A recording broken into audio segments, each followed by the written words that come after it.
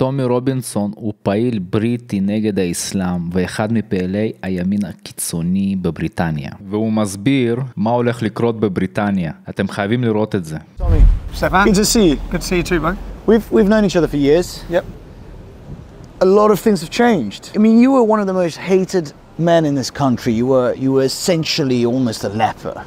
You were pretty much untouchable. You were considered, I mean, the most hated man in the UK. Yet, many of the things that you said, many of the things that you warned about, not everything, there's some things we obviously disagree on.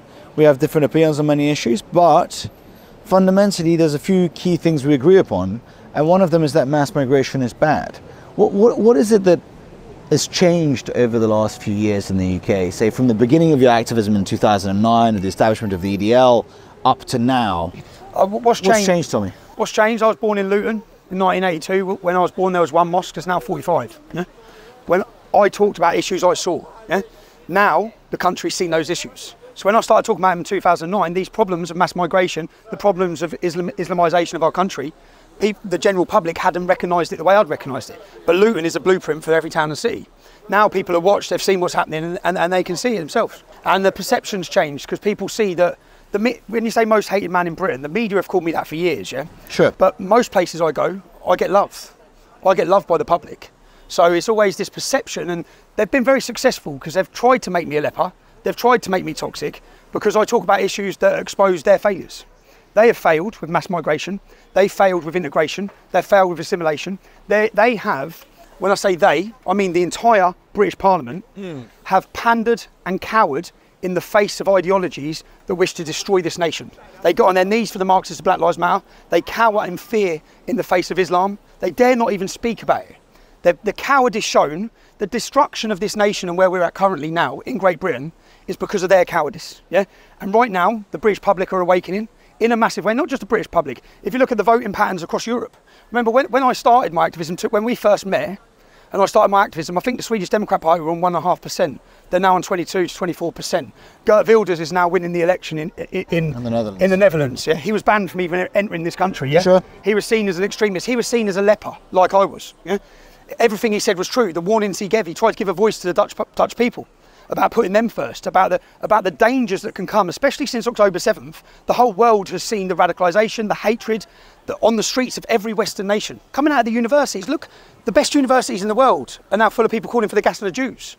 It's insanity. Yeah. It's a level of insanity it's awakened the world, and essentially the people who have lied the whole way through this, which is all of them, which is the mainstream media, their trust has gone, the monopoly they had has gone.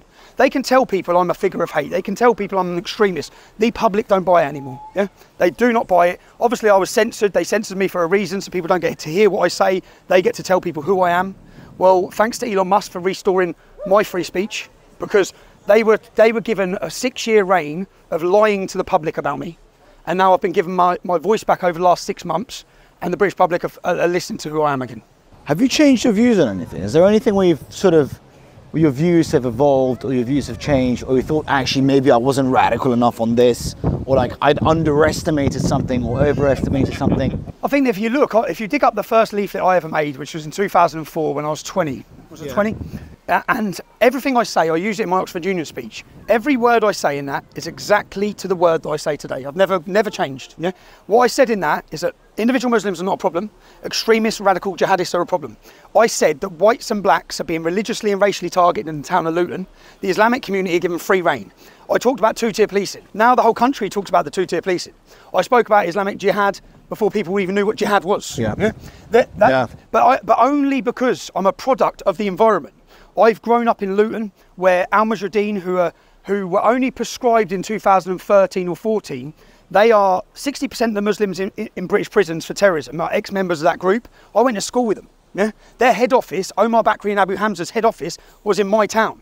Yeah? My town. So I grew up learning, had to learn who these groups were, had to understand the hatred, the venom, where it comes from, had to understand what was happening, the change in my town, the loss of freedom, the two-tier policing, the two-tier funding, the way the Islamic community becomes so powerful that as white English working class, we become irrelevant. They vote like a military fashion. They're block voting. The whole country's now seeing it. We're seeing it because we've seen it with sectarian voting in a number of North England towns. Sure. And if there's a few other examples, I mean, there's an incredible poster in the East Midlands by Ahmed Yaqub saying, lend your voice to Gaza. That's literally his electoral program. And behind him is a dilapidated post-industrial warehouse building type where you can see the dilapidation of that town, but that guy's program is lend your voice to Gaza rather than let's restore this town to its former glory. Rochdale, where George Galloway was elected, Rochdale had the biggest grooming scandal in our country, one of the biggest one in our country's history, of Muslim gangs raping hundreds, if not thousands, of young English girls.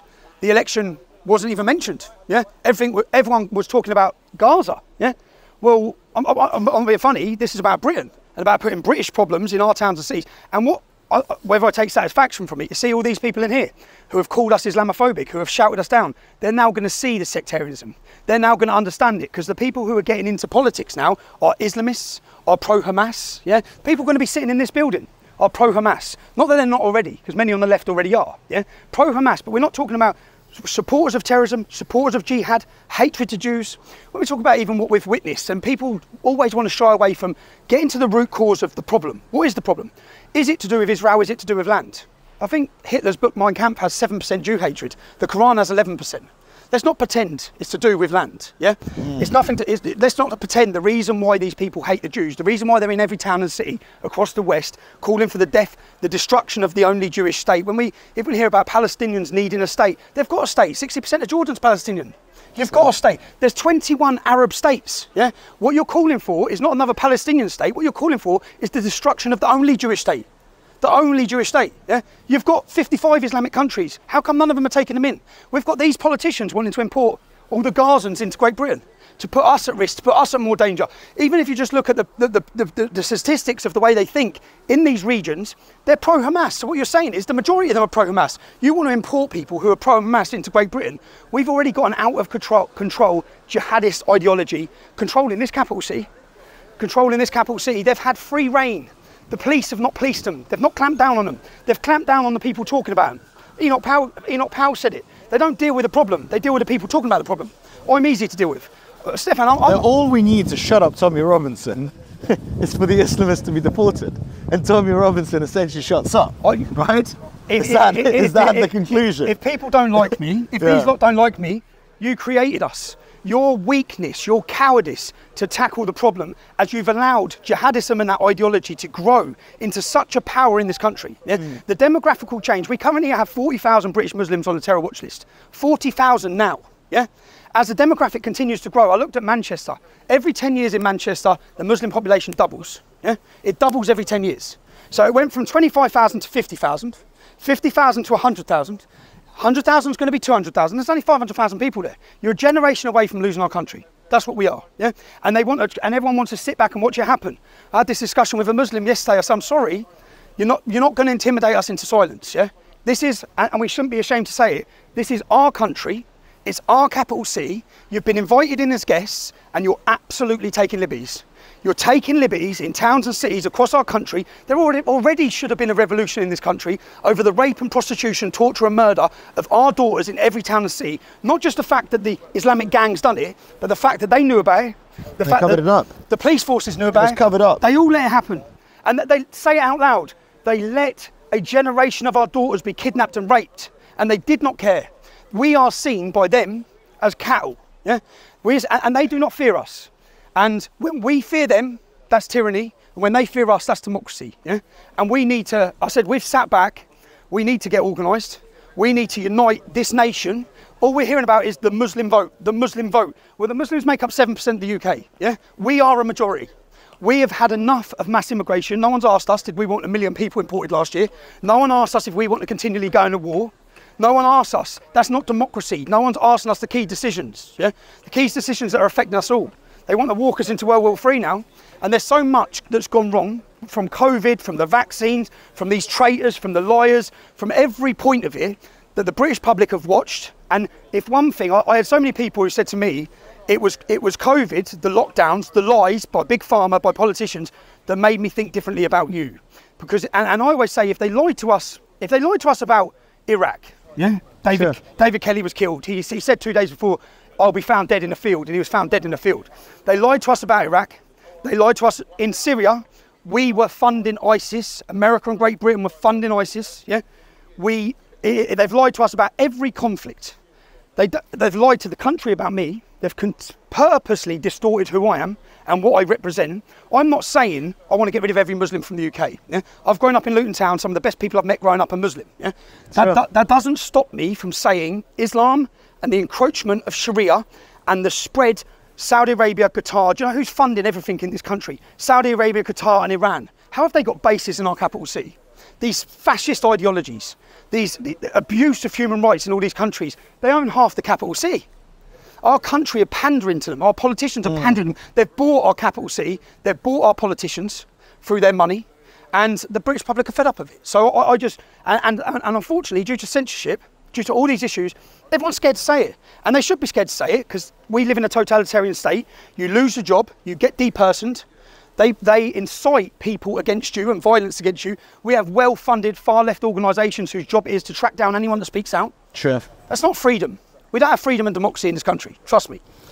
I was watching an old show of yours where you were sitting in the audience, and one of the points you made is saying, you know, I get a lot of death threats. And one of the panelists said, oh, Tommy, if only you were a nice person. Do you remember that? She said, I don't get death threats because I'm a nice person. I said, try and talk about Islam, you'll get death threats. 6 years later, she comes out and tries to talk about Islam, and then she sits on TV crying because she's had a death threat, yeah? But the death threats against my children were justified, against my wife was justified, my mum. That's all justified because I'm not a bad person, but then she sits there as though she's the voice. And this is what we've seen. The thing is, these interviews are not going to age well for any of them, yeah? Jeremy Paxman looks like a fool, okay? Sure. Andrew Neil looks like a fool. Every show I went on, as Piers Morgan, fool, yeah? I actually watched the one with Piers Morgan recently with you, and it's incredible to see how a few years have changed, you know, what you were saying then, which appeared obviously to people who were living in very sheltered areas. Because this is, I think, a lot of the problem around you was around the fact that you were exposed to things that essentially the heart of London was completely shielded from. The demographic change it was really affecting and impacting the working class. Yeah. It was affecting children who were going to working class schools. It wasn't upper middle class parents whose girls are being groomed by grooming gangs. It was the working class who seemed to have really no voice, nobody to make themselves heard, and they were discounted based on their accents. And that really feels like that's changed. Who are some of the individuals that would have not touched you beforehand, or not even sort of dared to speak with you or be seen with you, that have since come out and been willing to interact with you and to be publicly seen with you? So since the start of the English Defence League, many influential people have met with me. Yeah, I'm not going to put them in a position, right? Sure. They've met with me because they were desperate. Every time we went onto the streets and done a demonstration, it was a cry for help. Every time, like that Piers Morgan interview, we just had 20 children blown up in Manchester. Yeah, if we look at the Manchester terrorist attack, the police the next day went to the Didsbury Mosque, and the Didsbury Mosque put a banner outside saying, "We love Manchester." And the police took all their pictures outside Didsbury Mosque. I went into Didsbury Mosque, yeah? I got a leaflet. Do you know what the leaflet said? The music made me do it. This is the mosque that Salman Abedi, who could recite the Quran without looking at it, who was invited into our country. His dad was a terrorist, yeah? They were invited into our country and given safety. He went and blew up children at a concert. The music made me do it. So I read this leaflet, and the leaflet talked about how music is satanic. Yeah, it painted people like Ariana Grande, who is what he went and blew up. So this leaflet's in there. I looked at the preachers that have been there. Abdul Rahim Green, Quick, people who say there must be death to people who leave Islam, people who say kill homosexuals. These were the preachers in that mosque. And then I saw Andy Burnham come out, who's the mayor of Manchester. He come out and said, and we're going to stand against this, fight against this. So I looked at him. He shares a platform with Cage. Cage are an extremist they're an extremist, Islamist, radical organisation. And the mayor, who says he's going to combat it, shares a platform with them. Yeah, cheers, bro. The police who are there taking pictures, cosy pictures with the imams at the mosque that has been used to radicalise the person to go and blow up the centre. The cowardice in no one since Winston Churchill or William Gladstone, not one single person in that building has spoke about Islam. Bearing in mind how many jihad attacks we've had, we're not even allowed to ask the question. You're not even allowed to look at Islamic scripture to understand who Muhammad was. It's a conversation that's not allowed to be had, and we have to have it. When I went on that Piers Morgan show. That was the most watched episode of Good Morning Britain there's ever been. Yeah, that's ever been. I didn't know that. And that is because the public need this conversation. We are desperate for someone to talk about it. Right now, the reason why the mood's changed, women are scared, parents are scared, they're looking at their country, we don't recognise it anymore. Yeah? There's 1,000 years of English history here, 1,000 years, and they're going to give it away in 60 years. And what you're seeing now is the start of a resistance to it. The issues I tried to talk about in 2009, the public weren't ready to hear them. They're ready now. They're not just ready, we're more determined, we're more focused. I've learned a lot. Stefan, when we met, I was a young man. Yeah? I was 25 years old, I'd never been political. I come off of a building site to run in the biggest street protest movement Europe's seen. I had some bad times, I had some dark times. I've been in 10 prisons because of this lot. I've been attacked, I've had to walk feeling like I'm walking with a death sentence from jihadists. There's been 6 of them in jail for 20, 30 years planning to kill us. All of that, at times, played its toll on me as a person. Of course. The pressure, but I now can deal with that, yeah? I've learned to deal with that. They've just tried to destroy my life. The best thing I get is they've spent 15 years with the full weaponisation of the globalist corporate media to tell the public who I am. I walk down the street and I'm loved. How do you feel about that? I know it's a strange question. I've travelled this country meeting families that have been affected by these rape gangs. I've sat down with the brothers, the mums, the dads. I always said, I've done a 5-part series called The Rape of Britain, and I've always said, when you read about these crimes, yeah, don't read about them, you need to feel them. When you meet the mums, you meet the girls, 20 years on, 10 years on, they're still suicidal, they're still on drugs. When you see it, I've seen the problems. I feel anger, disgust with this lot. Right? They've sold our country. They have destroyed our country. We are at, it's now or never for Europe. Yeah, we haven't got long left. With the borders open in the way they are, there is a mass immigration which is changing the face of this country forever. Not for the good. No one can say it's for the good. Yeah, no one. The criminality is going up. The level of violence is going up. Terrorism's going up. We're made to feel like foreigners in our own country. We can't speak up. So, and when you try and talk up about it, you're not even allowed to have a conversation. Yeah, well, but their labels. Their labels are far right. Their labels are racist. Their labels of Islamophobe. Gone. Doesn't matter. No one cares now. No one cares. They've overplayed their hand. They've lied and lied and lied. Luckily, now I have my social media back. I can counter their lies, expose their lies. Why do you think so few men have spoken up in the UK and in Europe more generally? Why do you think there is this kind of broad and general cowardice? It's not multiple reasons. They've feminised us. They've weakened men, what it is to be a man. They've broke down the family. Many children don't have dads now, purposely orchestrated. Here in the United States, I know when you look at 1960s, I think 80% of black kids had a dad. Now it's 20%. That's not a mistake. None of this is a mistake. They break down the family. They want to control what your children are being taught, not a strong father figure. Yeah? They don't want the family unit there. That's where the criminality, they want people relying on the state, not being successful, not having ambitions. And that has been a long process that's come in where they've chipped and chipped at all different things. And then when they've got everyone mortgaged up to the hill, everyone in jobs where they've got diversity departments, yeah, where you can't speak, you'll lose your job. So most people, remember when I started my activism in 2009, I wore a mask and used a fake name, yeah, because I was that person. I was scared, yeah. I didn't want to talk about it. I didn't want to be the person standing here. I knew what comes with it. I had 7 houses and 2 businesses when I started my activism. I was successful, yeah. I was successful. I lost everything, but so they've got everyone there. So I understand the people who don't want to speak out. They know they're going to lose their job. A totalitarian state, which is what we live under. Yeah? My film's going to prove that on Saturday. The film I'm premiering. They need to set an example with people who talk out. Because if they allow people to talk out and we're allowed to have the conversations publicly at a mainstream level, we get to look at their failures. Failure after failure after failure, which is what they want to cover up. You're not allowed to have the discussion, so they set an example by losing your job, coming down hard on you, harassing you and persecuting you with the police force, politicised policing, which the whole country now has witnessed. What are some of the solutions? If you were given absolute power in the UK tomorrow, what would you do? I'd remove every one of those fake migrants who are in every one of those hotels. And let me give you an example. So when I was 11 years old, a Bosnian refugee family come and lived in the Bishop family in my road, yeah? The mum come with the little brother and the little sister because the dad was killed in Bosnia, yeah? Real refugees, okay? He grew up to be a wonderful young man, yeah? He's been successful. That is something that you would be proud of as a nation for helping him. That's not what this is, yeah? This is young, military-aged men come in who are aggressive and hostile to our nation with an alien ideology. Yeah, absolutely. Yeah, no. So I would clear the hotels. Yeah. I'd put the military on our borders. Right, it's a national security threat. It was a national. I'll give you another example. One refugee come to Bournemouth in the UK, said he was 15, got put into school, sexually harassed the girls. Yeah, when he's 21, yeah, he goes out, he stabs to death a Royal Marine in the town centre. We then find out he's not 21, right? He's 25. So when you put him in school with our daughters, he was actually 19. Then we find out he shot 2 people dead in Serbia with a machine gun before he come here. Yeah, these are the people. You're playing the lottery with our kids. You're playing a lottery with our country. It was 4 refugees who went on a massacre in Paris, blowing stuff up and killing everyone.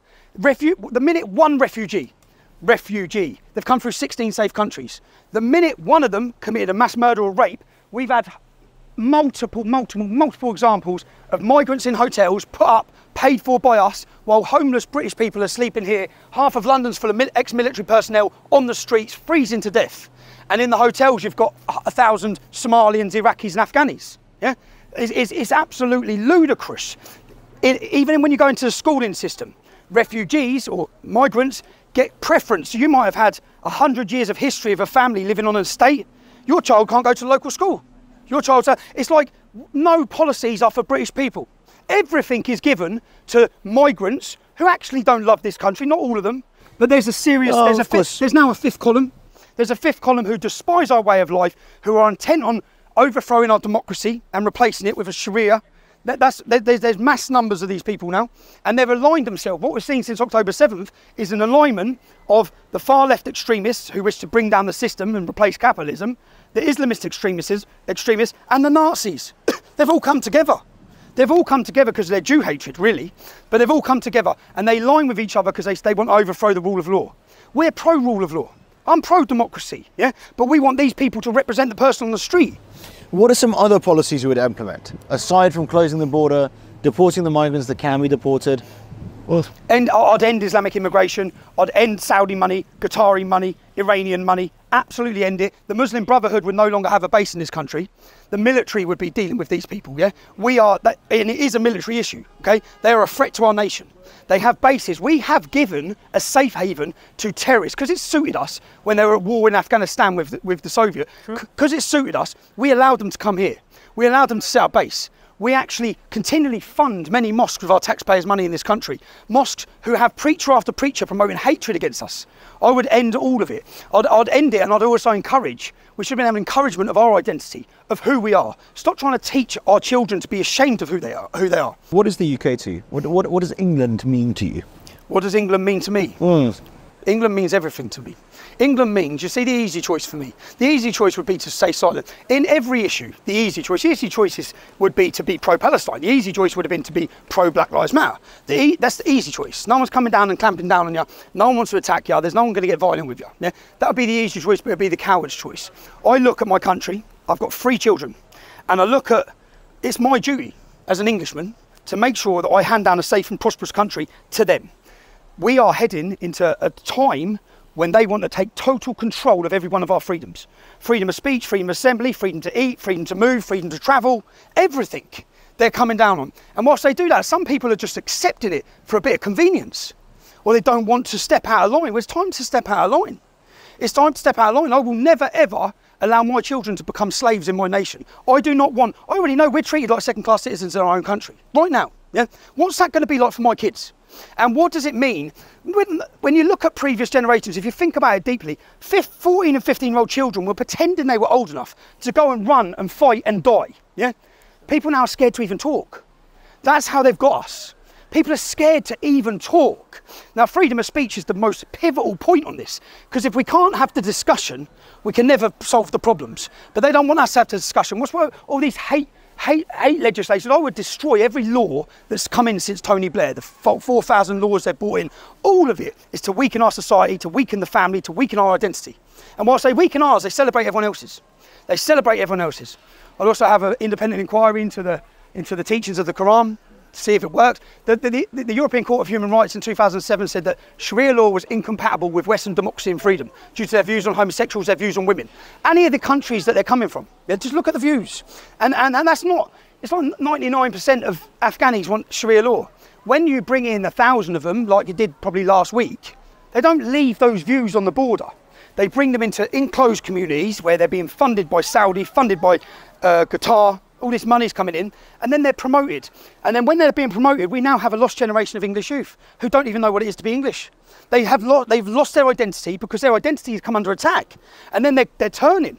They're either converting. There's no Cockney rhyming slang in London anymore, it's Jam African. Half the white kids think they're black. They've all lost their sense of who they are, yeah? All of them. That's the new generation coming through because, and again, I'll give you an example. I grew up in Luton Town. When it's Eid, there's a massive fairgrounds, there's massive celebration. When it's St. Patrick's Day, there's a 3-day festival. When it's St. Lucian Day, I've made St. Lucian, they have big fairgrounds and big party. When it's St. George's Day, it's banned. That's what it was like growing up for us. The school put out a letter, if you bring in the emblem of St. George, on St. George's Day, your children will be sent home. What message are you sending? Every school should be flying the St. George's flag. Every child should be encouraged. Every child. Like as I said, my mum was an Irish immigrant to this country. And my mum was an Irish immigrant. I'm an Englishman. I love this country because that's how I was brought up. That's how all children coming from countries, if we want them to embrace, but our government actually encouraged them to separate. They encouraged them not to assimilate. They've allowed these ghettos to grow and grow and grow.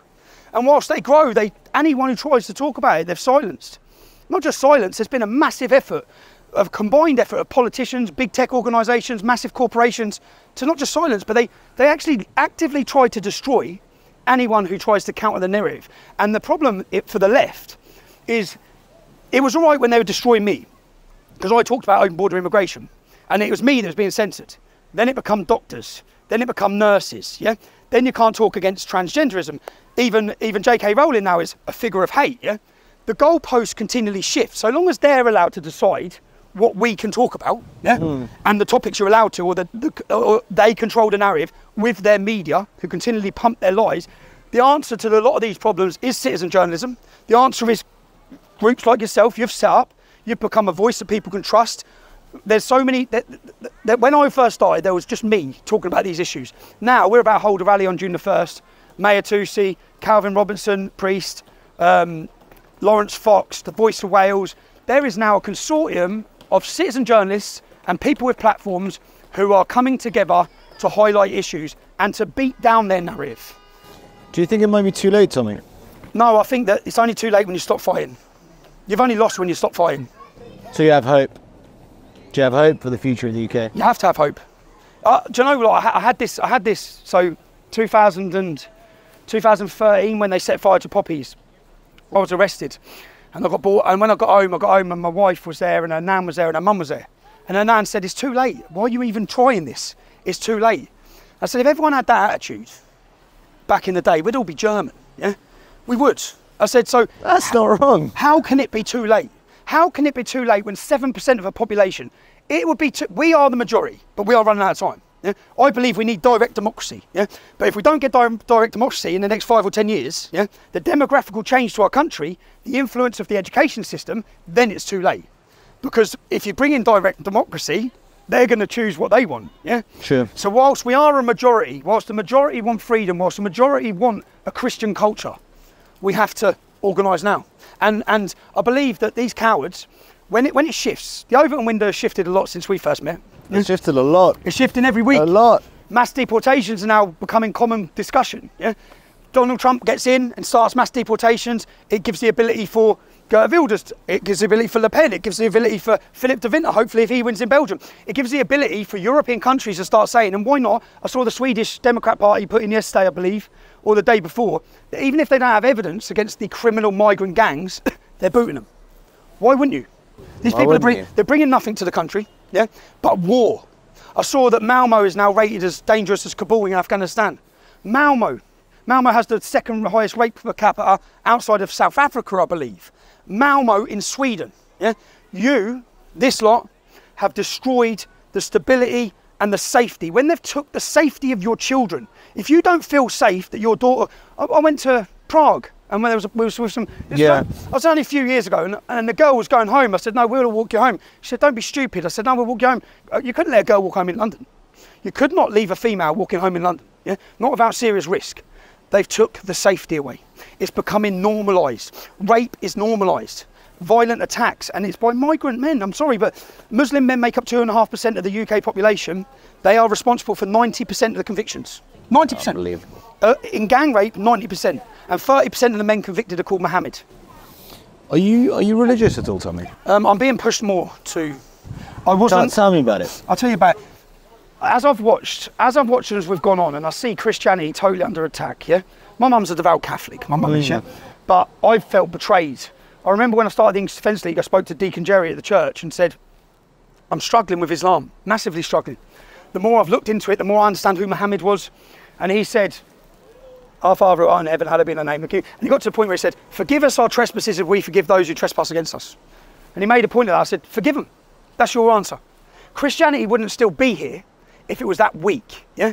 What Christianity now has become, I believe the church has been infiltrated by Marxists who don't even believe in Jesus or God, yeah? And they've used it for their own political agenda and to push their own political messages. Transgenderism, the Pope inviting 200 trannies into... It's insanity, yeah? It's insanity, but what we've done by destroying Christianity and losing faith in Christianity is leave a void. And that void's being filled. And lots of young men are converting to Islam. Islam is strong. I hand it to Islam. It's strong on its principles. It will not bow down. It will not change its path. Yeah?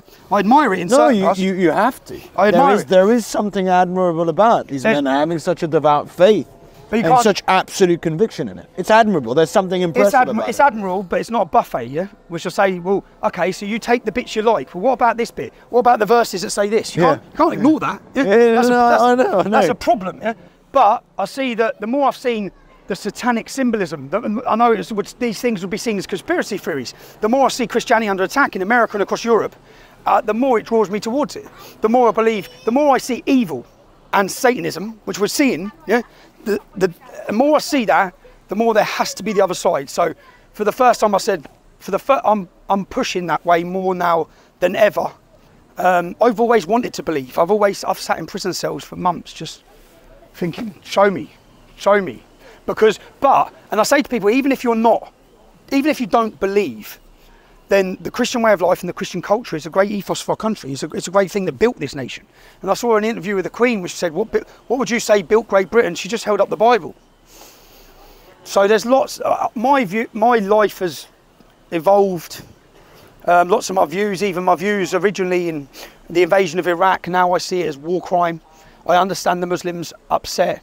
I understand how devastating it must have been to see an illegal invasion, which is what it was, of Iraq, of Afghanistan, with no one caring about all the people who are being killed. No one giving a shit. As we invaded those countries for wealth and for money and for power, as we took out Gaddafi, which opened the borders of Europe, I now get frustrated and angered at what they've done and what they've continued to do. And as they've done that, they've radicalised a generation of Muslims and those they've turned on us. It's interesting because if you look at it, it's almost like, I mean, you started, the reason was that Luton Town was the airport through which dead British servicemen were being sent back home, and their bodies were being sent back home.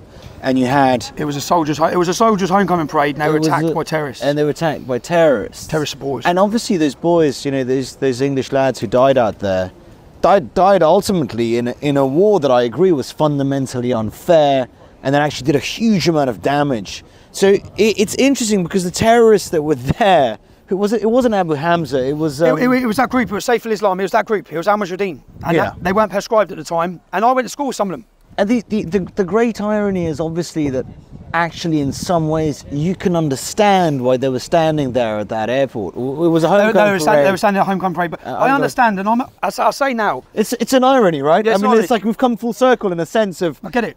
I get it. But I didn't get it at the time. Yeah. No, I don't. I don't get it. When you join and swear allegiance to Queen and country to fight, you don't choose the war. No. They do. Yeah? They do. So those Muslims who are upset about that should have been here. Yeah? They should have been. They've chose the place. And that actual regiment, which was a Royal Anglian regiment, Scott Munt, which is from the estate I'm from, is 26 years old. He died. Michael Swain lost his legs, yeah? They were training out there, right? They weren't fighting a war. You picked the wrong people, you picked the wrong target, and it weren't just, do you know what it become more about? Not the fact that they'd done that, it was that they were allowed to do it. They were taken through, I watched them take jihadists through my town hall to attack our armed forces in front of their faces. Now, if I wanted to organise a protest against the East London Mosque, I wouldn't get anywhere near it. Yeah? Why did you do that? Why did you let them go to the war memorials? Why did you let them go to the cenotaphs? Because you're too scared to say no to them about anything. The power they hold, the threat of violence all the time from their community, their leaders continually threaten our country. Lord Ahmed, when Geert Wilders, we spoke about him earlier, when he was coming in here to play his film Fitna, Lord Ahmed told our government, well, I will bring 10,000 Muslims and take over Parliament. They banned Geert Wilders. So they were threatened by Lord Ahmed, who's now in prison, I believe, for raping kids. And do you know, you can't make it up. Mate, do you know the show you're on about? Do you know the show you was on about earlier? Where the man behind me, Dipu, he's now in jail for the Muslim councillor in Newcastle who was having a go at me for being a hate figure. He's now in jail for again sexual harassment of women. It's like you just couldn't make it up. Each person has come out against us continuously. They keep falling. They keep falling. And they tried to deem us as extreme. They tried to deem us as extremists for wanting a safe country, for wanting a safe future, for loving our countries. In 2009, when I started my activism, it was like we loved our country and our country hated us back. And it weren't just our country, it was many of the public as well. But that's all changing. Tommy, thanks so much. Thanks, man. I went on a rant, didn't I? מה אתם חושבים? האם בריטניה תהפוך לאסלאם?